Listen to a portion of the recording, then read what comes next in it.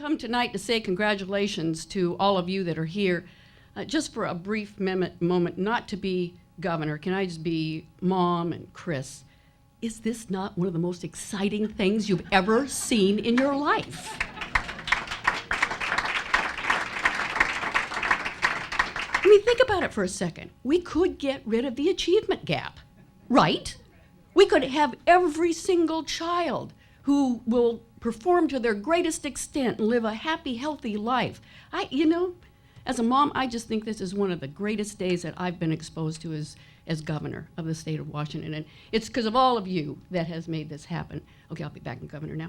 So congratulations to all of you who've come tonight, who've made this possible, to the University of Washington, its great team, to iLabs, to the two of you, Pat and Andy, for all that you've done, to the co-chair of Thrive by 5, to the board of the iLabs, to all of our private donors, to Lee Huntsman, who chairs our Life Sciences Discovery Fund. Thank you, Lee.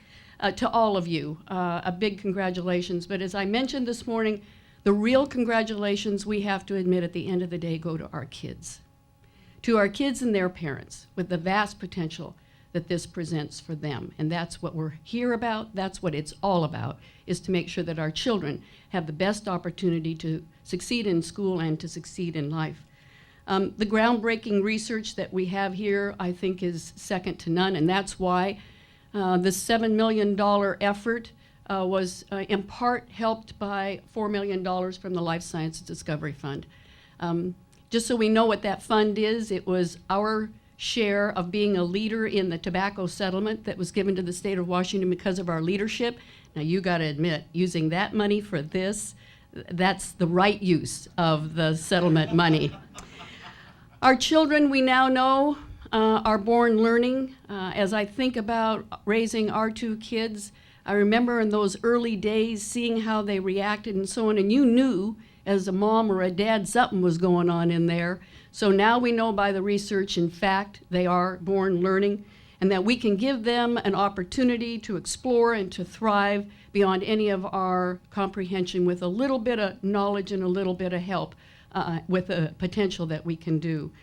So I want to thank Dr. Patricia Kuhl and Dr. Andrew Metzoff for being two great leaders in this research effort. I'd like to take a moment, if I could, to give a big congratulations to Pat. For those of you who don't know, has just been selected to be on the National Academy of Sciences. Aren't we proud of her?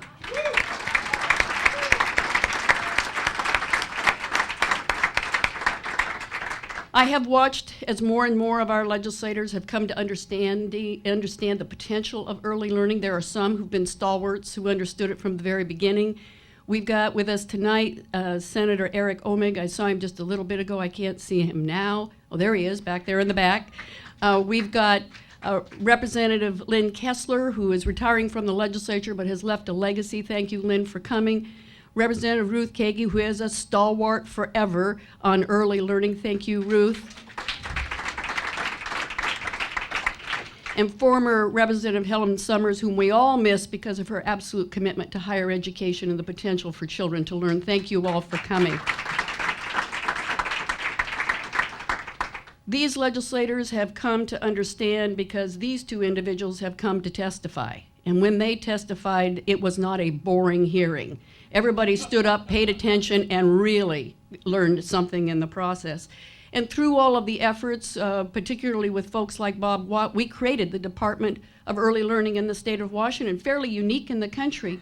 And from that we said, government, this is not government's role. They can be a partner, but they really don't do it. The first and best teacher is the parent. But we could have a wonderful partnership with the private sector, and so we created the public-private partnership with Thrive by 5, which is just doing amazing work with you, Jackie, at the helm. Thank you for your leadership. So that's the partnership we have in the state of Washington. I'm proud of it.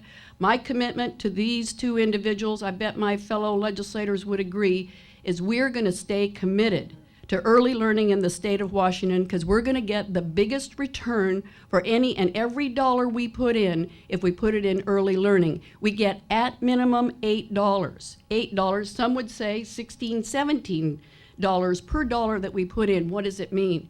It means that kids don't go to prison. Maybe we could shut down prisons. Wouldn't that be a nice outcome of all of this work? It means they don't need a social service net. It means there's a lack of early teenage pregnancies. It means there's more high school graduation, more college, more successful marriages, more successful children.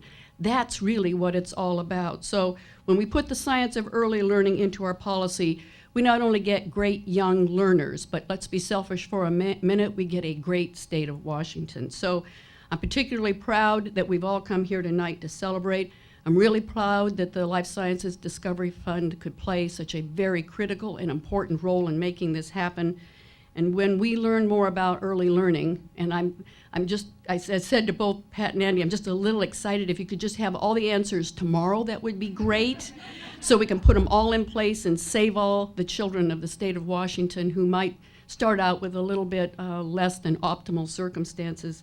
So we will put our growing understanding to use to ensure that every Washington child, every kid in this country and around the globe grows up with a chance to become the next iLabs scientist. Thank you all and congratulations.